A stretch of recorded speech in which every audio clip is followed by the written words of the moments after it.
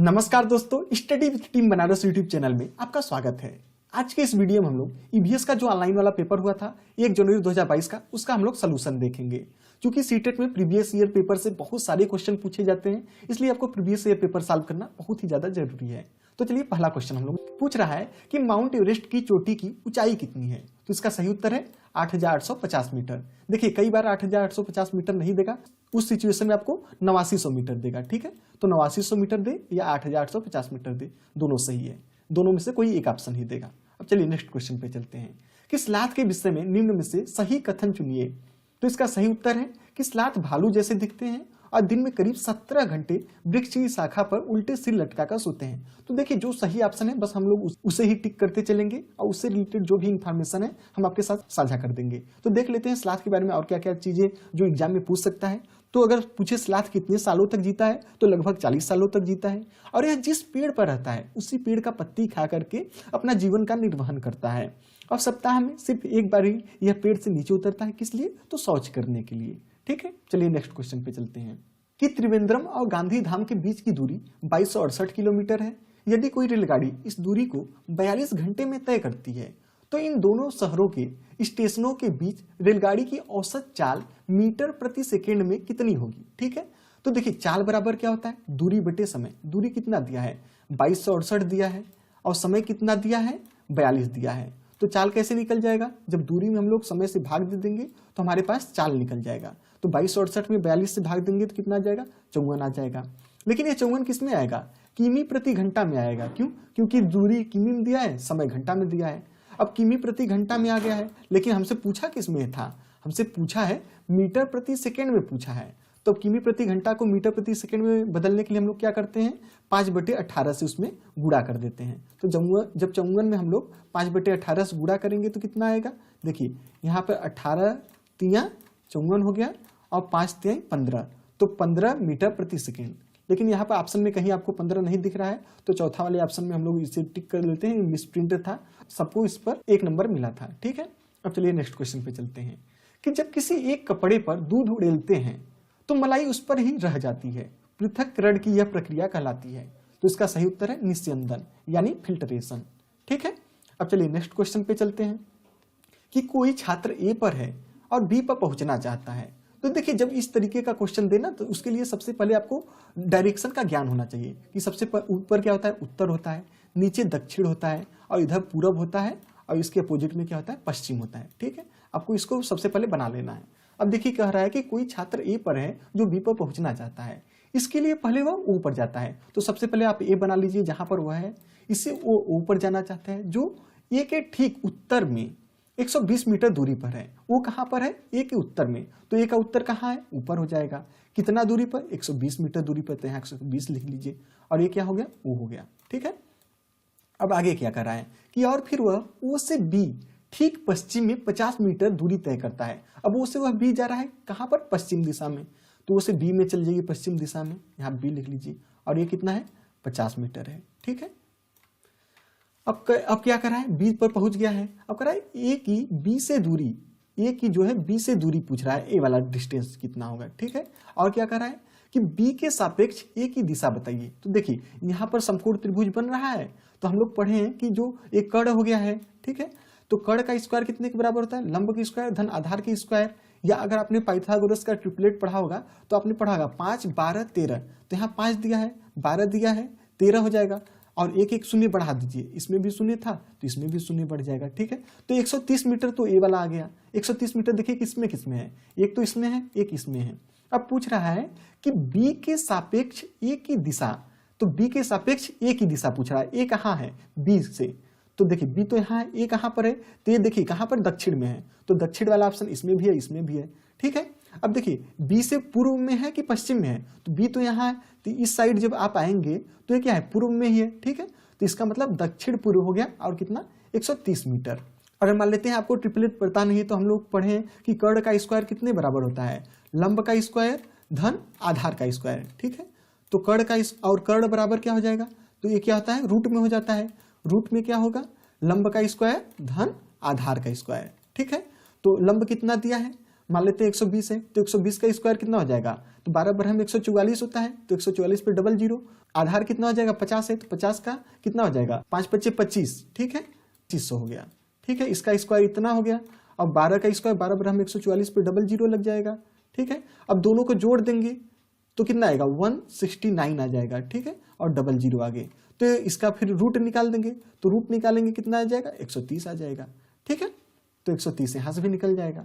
अब चलिए next question पे चलते हैं कि 3 राज्यों का वह समूह जिनके किसी किनारे पर बंगाल की खाड़ी है। कहने का मतलब यहाँ से पूछ रहा है कि बंगाल की खाड़ी से सटे हुए कौन कौन से राज्य होते हैं। तो सबसे पहले चलिए आप देख लीजिए बंगाल की खाड़ी है कहाँ पर, थोड़ा सा देखिए हम जूम करते हैं तो देखिए भारत के जो पूर्व में कौन सा होता है बंगाल की खाड़ी, देख रहे हैं यहाँ से यहाँ तक ये जो पूरा नीला वाला पोर्शन है ये बंगाल की खाड़ी है।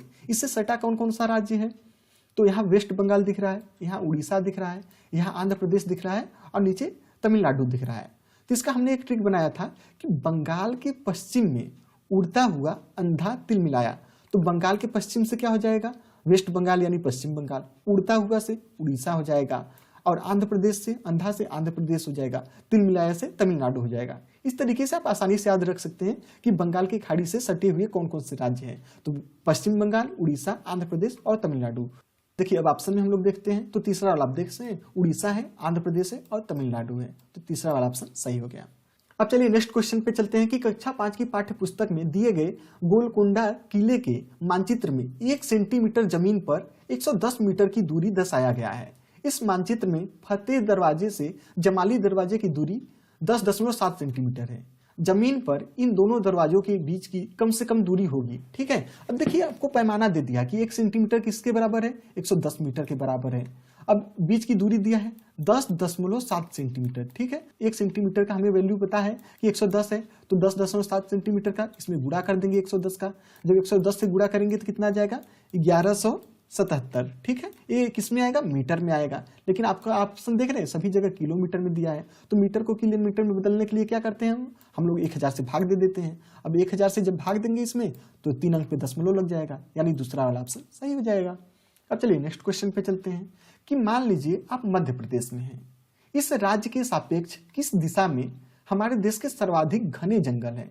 तो देखिए मध्य प्रदेश कहाँ है, मध्य प्रदेश बीच में है भारत के। अब पूछ रहा है कि इसके सापेक्ष हमारे देश में सर्वाधिक घने जंगल कहाँ है। तो देखिए सर्वाधिक घना जंगल कहाँ पर है, तो सिक्किम में होता है, अरुणाचल प्रदेश, झारखंड और वेस्ट बंगाल में। तो देखिए झारखंड कहाँ है, यहाँ पर दिख गया। सिक्किम कहाँ है, यहाँ है। अरुणाचल प्रदेश यहाँ पर दिख गया, ठीक है। हमने बताया था आपको, देखिए यहाँ क्या होता है उत्तर होता है, इधर पूर्व होता है, तो हम लोग यहाँ पूर्व में आ रहे हैं और उत्तर में आ रहे हैं, तो उत्तर पूर्व दिशा इसके बीच में है, ठीक है। और यहाँ पर मध्य प्रदेश है तो उत्तर पूर्व हो जाएगा, यहाँ से दूसरा वाला ऑप्शन सही हो जाएगा, ठीक है। नेक्स्ट क्वेश्चन पे चलते हैं कि टूटता तारा होता है, तो इसका सही उत्तर है टूटते तारे को उल्का कहा जाता है। अब चलिए नेक्स्ट क्वेश्चन पे चलते हैं कि खेजड़ी वृक्ष के बारे में नीचे दिए गए कथनों पर विचार कीजिए कि यह वृक्ष मुख्यतः रेगिस्तान में पाया जाता है। तो खेजड़ी वृक्ष आपको देख रहे हैं, ये नीचे आपको दिख रहा है। उत्तर प्रदेश में इसको सनी या समी के पेड़ से भी जाना जाता है। तो अब क्या करें, यह मुख्यतः रेगिस्तान में पाया जाता है, सही बात है। इसे उगने के लिए अधिक जल की आवश्यकता नहीं होती, ये भी सही बात है। यह वृक्ष अपने तने में जल संचित करता है जिसका उपयोग आवश्यकता पड़ने पर किया जाता है, तो ये गलत बात हो गया। यह किसका फीचर है, तो यह रेगिस्तानी ओक का फीचर है कि उसके तने में जल संचित होता है। और क्या कराए, इस वृक्ष की छाल का उपयोग दवाइयां बनाने में होता है तथा इसकी लकड़ी पर कीटों का प्रभाव नहीं होता है, तो ये वाला भी सही हो गया। और यह इस वृक्ष में बहुत कम पत्तियां होती हैं, तो ये गलत है। देख रहे हैं यहाँ बहुत सारा पत्तियां है, तो ए, बी और डी सही हो गया, यानी पहला वाला ऑप्शन। अब चलिए नेक्स्ट क्वेश्चन पे चलते हैं कि किसी छात्र द्वारा नीचे दिए गए कथन पर विचार कीजिए। मैं जिस क्षेत्र से आया हूं वहां बारिश बहुत कम होती है, गर्मी बहुत पड़ती है, हमारे घर मिट्टी के बने होते हैं, घरों की दीवारें बहुत मोटी होती हैं और उन्हें मिट्टी से ही पोतकर सुंदर किया जाता है, छतों की घरें कटीली झाड़ियों से बनी होती हैं। तो देखिए यह कहाँ का फीचर है, तो यह राजस्थान में होता है ऐसा घर। राजस्थान में बहुत ज्यादा गर्मी पड़ता है और वहाँ मिट्टी का घर होता है, ठीक है। और वहीं पर अगर बात कर लिया जाए असम का, तो यहाँ पर बांस के घर बने होते हैं, ठीक है। और लद्दाख में, लेह लद्दाख में क्या होता है, 2 मंजिला मकान होता है जिसमें नीचे जानवर रहते हैं और ऊपर वाले मंजिला पे आदमी रहते हैं, ठीक है। नेक्स्ट क्वेश्चन पे चलते हैं। ये किसी सभा में अपना परिचय देते हुए किसी छात्र के कथन पर विचार कीजिए कि मैं जिस जगह से आया हूं वहां के अधिकतर लोग सरसों के तेल में बनी मछली खाना पसंद करते हैं। यह छात्र किस जगह से आया होगा, ठीक है। तो इसका सही उत्तर हो गया कश्मीर। जम्मू कश्मीर क्या होता है, जम्मू कश्मीर में क्या होता है कि सरसों के तेल में पकी हुई मछली खाना पसंद करते हैं। वहीं पर अगर गोवा की बात करें तो गोवा में क्या होता है, नारियल का तेल होता है। और केरल जहां जाए वहां टेपियोका आप समझ लेंगे।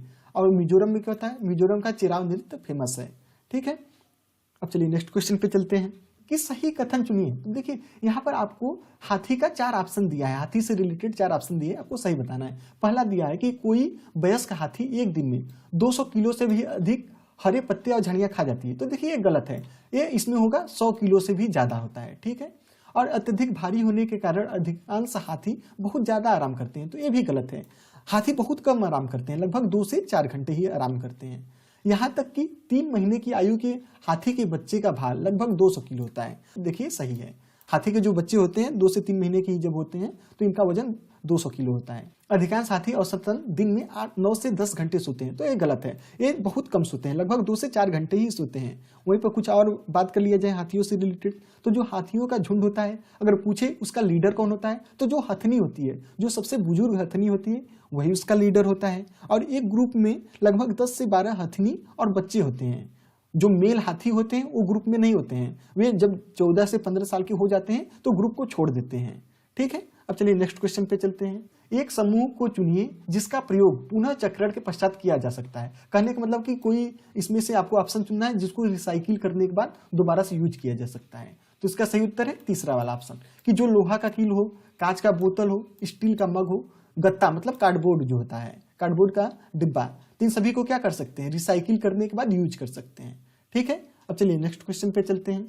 यहाँ पर मिलान करना है, अलग अलग जगह पर जो लोग खाना खाते हैं उसका कहाँ के लोग खाते हैं उसे मिलान करना है। तो देखिए छोला भटूरा कहाँ पर होता है, पंजाब में होता है। ठीक है, पंजाब के लोग छोला भटूरा खाते हैं। और टेपियोका आ जाए तो टेपियोका कहाँ का है, केरल का है। ठीक है, सरसों के तेल में मछली, सरसों का तेल जहां पर आ गया, मछली आ गया तो कश्मीर का है। ठीक है, और नारियल के तेल में पकी मछली, तो नारियल के तेल में कहां पर, तो गोवा में होता है। ठीक है, तो चौथा का ये देखिए किसमें किसमें, इसमें है, इसमें है, इसमें है। ठीक है, और तीसरा का डी किसमें है, सिर्फ इसमें है, इसमें है। और इसके बाद टेपियोका मतलब दूसरे का बी किसमें है, दूसरे का बी किसमें है, दूसरे के बी इसमें भी है, इसमें भी है। और पहला छोला भटूरा का पहला का मतलब सिर्फ इसमें है। तो चौथा वाला ऑप्शन सही हो गया। तो टोटल देखिए हम लोगों ने 15 क्वेश्चन सॉल्व कर लिया है। बचा हुआ 15 क्वेश्चन हम लोग नेक्स्ट वीडियो में देखेंगे। अगर आपको यह वीडियो पसंद आया हो तो इस वीडियो को लाइक करिएगा, और चैनल को सब्सक्राइब नहीं किया है तो study with team Banaras channel को सब्सक्राइब कर लीजिए। धन्यवाद।